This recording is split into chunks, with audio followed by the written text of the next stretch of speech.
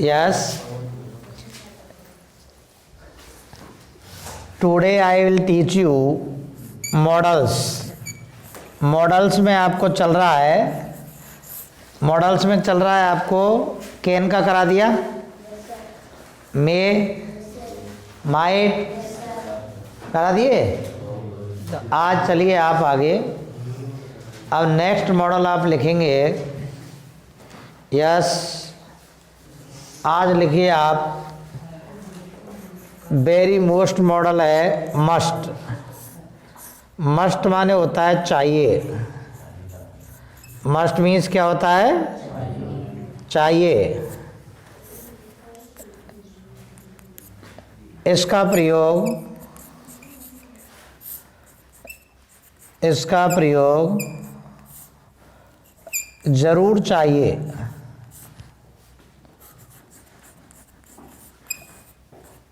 जरूर चाहिए के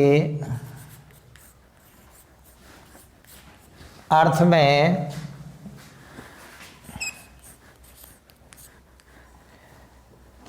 किया जाता है।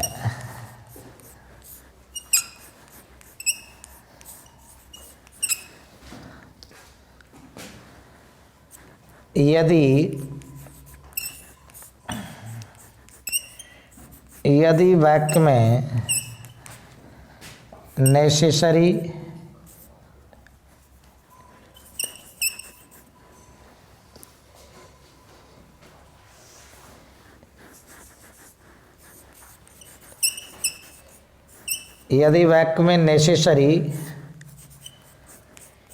आवश्यक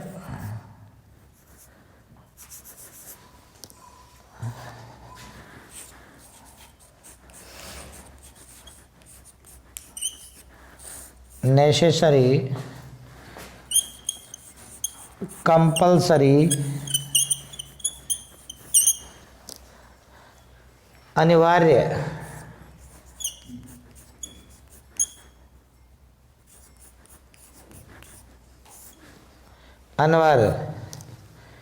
नेसेसरी कंपल्सरी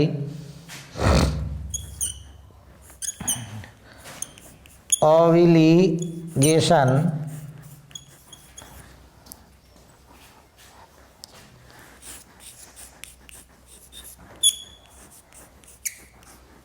बाध्यता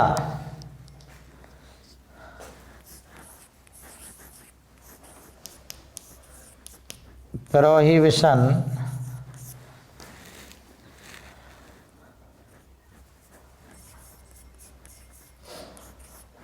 सख्त मनाही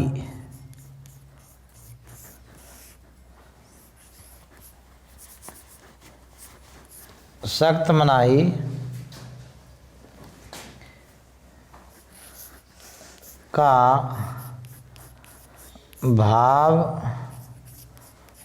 हो तो मस्ट लगाते हैं।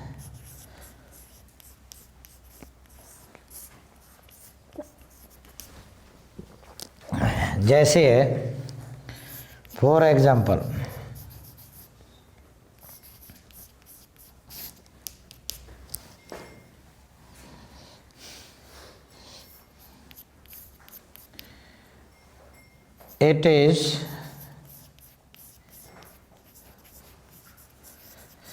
it is necessary for you to come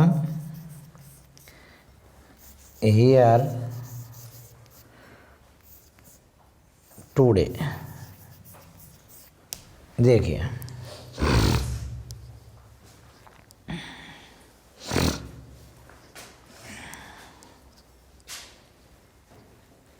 यह वाक्य है रीराइट करने के लिए, दोबारा लिखने के लिए।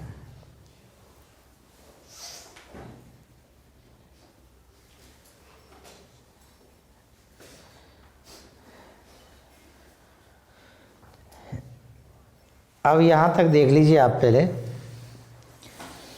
It is necessary, yes, understand. एक चीज आप लिख सकते हैं, यानी कि नोट लिख लीजिए नीचे, नोट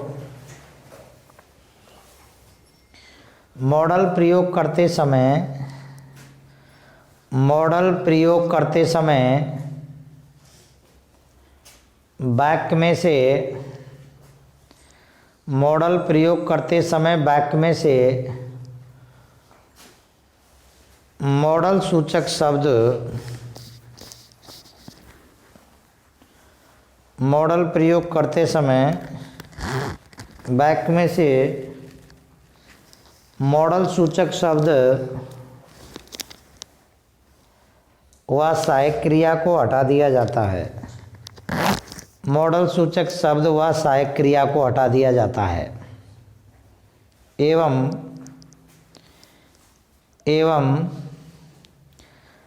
कर्ता से वाक्य प्रारंभ करके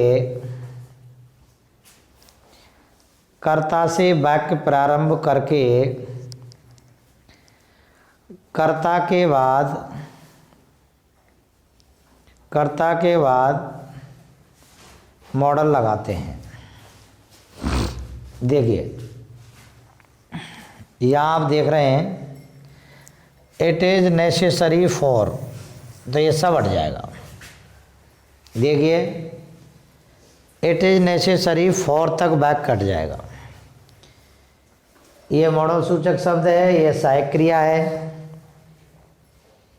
ये मॉडल सूचक शब्द है, ये सहायक क्रिया है। यहाँ कर्ता नहीं था इसलिए इट से बैक शुरू किया था। अब यहाँ फॉर यू इसका कर्ता बना लेंगे। इसका क्या बना लेंगे? कर्ता। तो यू का कर्ता क्या होता है बच्चों? यू ही होता है। और यू के बाद आ जाएगा must. You must come here. You must come here today. Understand?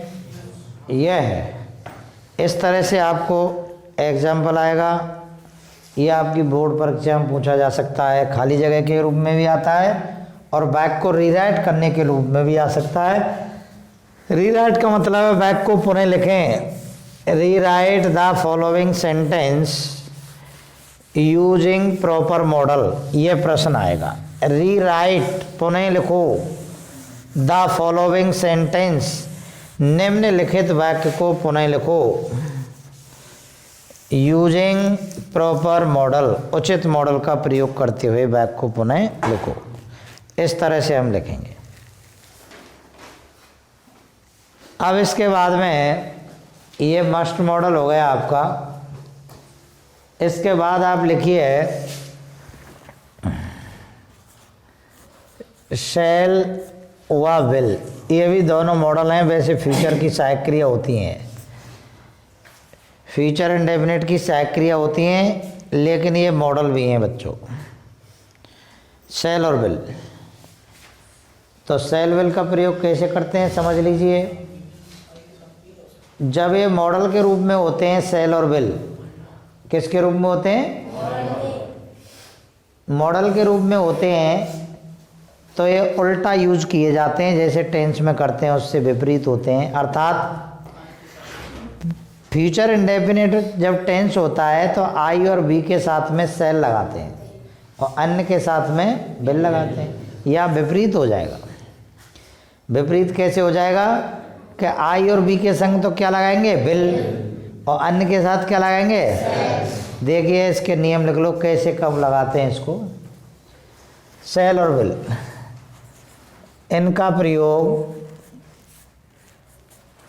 शैल और विल दोनों का एक जैसे नियम है। इनका प्रयोग डिटरमाइन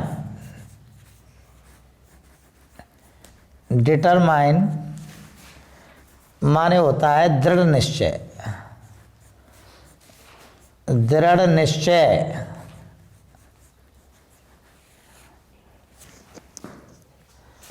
प्रोमाइस,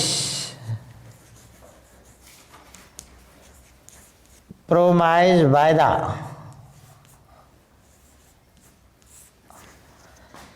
इंटेंशन,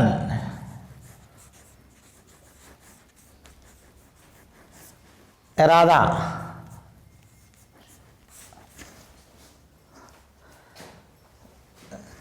थ्रेट,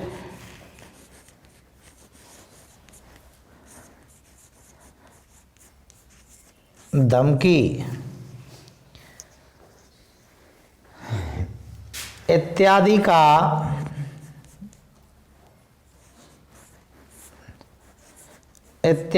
भाव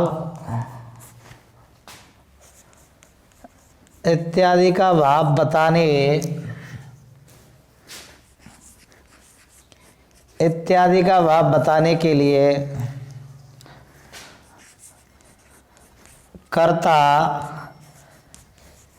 आई व वी के साथ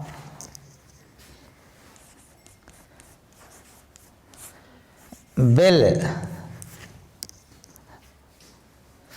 एवं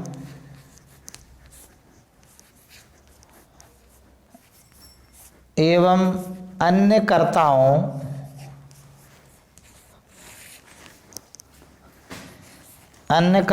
के साथ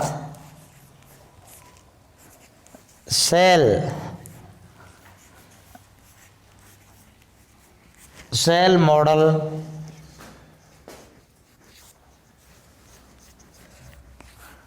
लगाते हैं।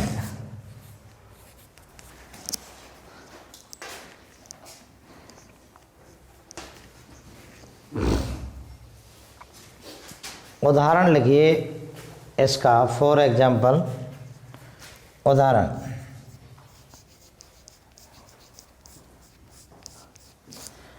इसका उदाहरण है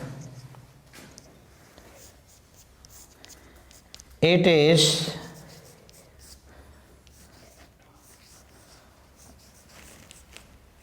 is my promise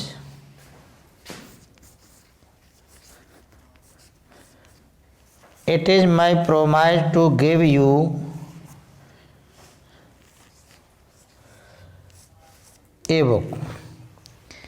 It is my promise to give you a book. ये इसका उदाहरण है।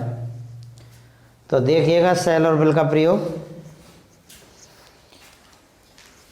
यानी ये बात तो मैंने क्लियर बता दी आपको। सेल विल के लिए एक ही नियम काम करते हैं, केवल कर्ता का डिफरेंस होता है, उसी के अनुसार सेल और विल में से मॉडल लगाया जाता है। तो यहाँ आप देख रहे हैं, ये मैंने आपको ये शब्द लिखाए थे। डिटरमाइन माने होता है दृढ़ निश्चय, कोई हमारा निश्चय हो, इरादा हो, वायदा हो किसी से, या धमकी का भाव हो, इनको बताने के लिए सेल और विल मॉडल का प्रयोग किया जाता है।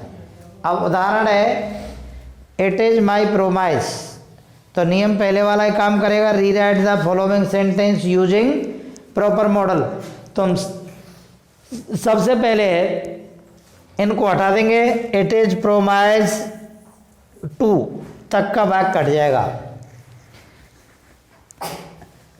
अब इसमें से हमें कर्ता लेना होगा, इट इज माई प्रोमाइस, तो इट इज माई प्रोमाइस, तो माई का कर्ता लेंगे हम। यस, माई का कर्ता क्या हो जाएगा? आई, तो यहां हो जाएगा आई। अब मॉडल लगाएंगे, तो मॉडल क्या लगाम बताओ आई के साथ? क्या लगाए? विल। क्यों? आई और बी के साथ में मॉडल विल लगाया, तो विल लगाया क्यों आपने? प्रश्न ये है कि तुमने विल क्यों लगाया? कि आई भी आ रहा हो इसलिए लगाया आई भी के साथ में। लेकिन आप कहेंगे क्योंकि इसमें वायदा है, प्रोमाइस। क्या है? प्रोमाइस है। जब कोई वायदा किया गया हो, कोई दृढ़ निश्चय हो, जैसे हम कभी कभी पूछ लेते हैं कि तू कल भरतपुर जाएगा? कि हाँ मैं कल भरतपुर जाऊंगा। कि पक्की बता, पक्की बता, पक्की मैं कल जयपुर जाऊंगा। अरे यार पक्की बता, सही क्या जाओ कि नहीं जाओ? तो इस चीज़ को बताने के लिए मॉडल काम में लेते हैं। यदि मैंने जो कह दे I will go to Bharatpur tomorrow, I will go to Bharatpur tomorrow, इसका मतलब है मैं जरूर जाऊंगा। इसका मतलब है मैं जरूर जाऊंगा। और मैंने जो कही आई शैल गो टू भरतपुर टुमारो, मैं कल भरतपुर जाऊंगा। जाऊं नहीं जाऊं? जाऊं इंडेफिनिट है, अनिश्चित है। फ्यूचर इंडेफिनिट है, यही मार तो फ्यूचर इंडेफिनिट कहमत है, अनिश्चित भूतकाल है ना। तो ये हम कोई कहें कि मैं तो कल पीटूंगा, मैं तुम्हें कल ले पीटूंगा, क्या चीज है? धमकी। क्या चीज है? धमकी। तो आई शैल बीट यू नहीं, I will beat you, I will beat you tomorrow, मैं तुझे कल पीटूंगा, I will beat you, understand. तो ये हो गया आई के साथ में मॉडल लगा देंगे विल, आई विल, और इसके बाद तुरंत फर्स्ट फॉर्म आती है यस। मॉडल के बाद हमेशा फर्स्ट फॉर्म आती है, ये दुनिया में हार्ड एंड फास्ट नियम है, इसको कोई चेंज नहीं कर सकता। I will give you a book, मैं तुम्हें कल एक किताब दूंगा, ये पक्की बात है कि मैं जरूर दूंगा तो किताब, ये मेरा वायदा है, अंडरस्टैंड। इस तरह से सेल और विल मॉडल का प्रयोग किया जाता है। तो अब अपने आपके लिए मॉडल हो गए। अब नेक्स्ट मॉडल लिखिए आप, नेक्स्ट मॉडल, अगला मॉडल लिखते हैं हम। अगला लिखिए आप छोड़ो, कौन सा लिखेंगे? छोड़ो, नाम तो सुने होगा तुमने, छोड़ो, छोड़ो, छोड़ो, बोड़ो, कोड़ो, बहुत से सोड़ा सोल्ड के सोल्ड, सोल्ड ना आई, छोड़ो, SHOULD, छोड़ो, छोड़ माने चाहिए, छोड़ माने चाहिए, लिखिए साहब। इसका प्रयोग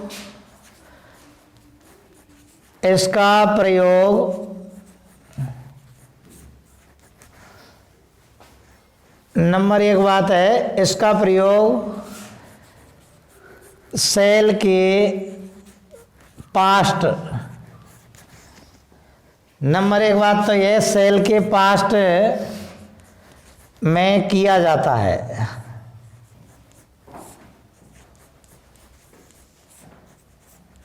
नियम नंबर 1 सेल के पास्ट में किया जाता है।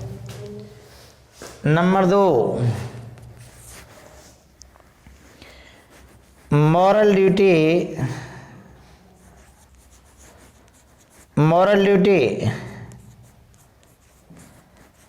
नैतिक कर्तव्य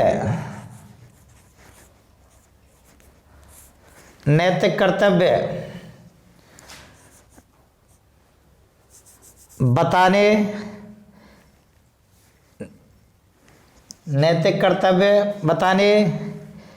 नैतिक कर्तव्य एवं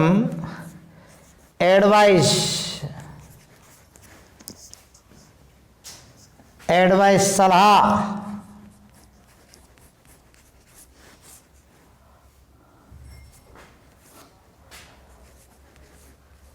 देने के लिए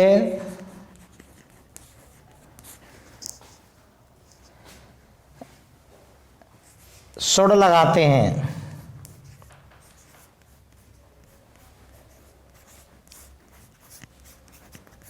सुड़ लगाते हैं।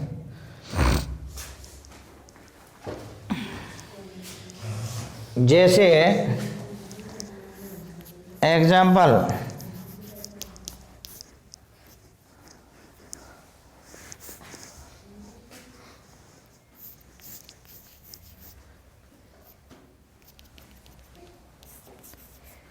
यू खाली जगह है, take medicine time to time, you खाली जगह है, take medicine time to time, yes. तो मैंने सुड़ के दो नियम लिखा है आपको। पहला नियम था सेल के पास्ट में सुड़ का प्रयोग किया जाता है, अर्थात इसका क्या मतलब है भाई? इसका मतलब है कि सेल मॉडल के शब्द हों कहीं, तुम ये सेल मॉडल के शब्द कौन से हैं साहब? नेक पहले तो लिखा है, डिटरमाइन है, थ्रीट है, प्रोमाइज है, इंटेंशन है, इनके साथ पास्ट का संकेत आ जाए। पास्ट को संकेत कैसे? मैंने वहां उदाहरण दिया, इट इज माई प्रोमाइज है टू गिव यू पेन, और ई वाक्य क्यों होता? It was my promise. यही वाक्य क्यों होता? इट वाज माई प्रोमाइज, ये होता है। It was my promise to give you ये पेन। सुनो साहब, अब ये दो उदाहरण हैं अलग अलग। यस, पहले में खाली जगह है, जिसमें खाली जगह में आपको भरना है मॉडल। इसमें आप देखेंगे, आपको भाव पहचानना पड़ेगा। यू खाली जगह take medicine time to time, तुम्हें समय समय पर दवाई लेनी चाहिए। तो क्या चीज है ये? सलाह। अरे है क्या है? समय समय पर दवाई लेनी चाहिए, सलाह है। तो सलाह के लिए कौन सा मॉडल लगाएंगे? यहाँ सोड। ये बात आ गई समझ में ईमानदारी से? अच्छा साहब, सोड मॉडल लगा दिया हमने क्योंकि सलाह थी इसमें। यस, नेक्स्ट देख रहे हैं, दूसरा उदाहरण है जो दोबारा लिखने के लिए है। It was my promise. पहले में और इसमें एक अंतर है केवल।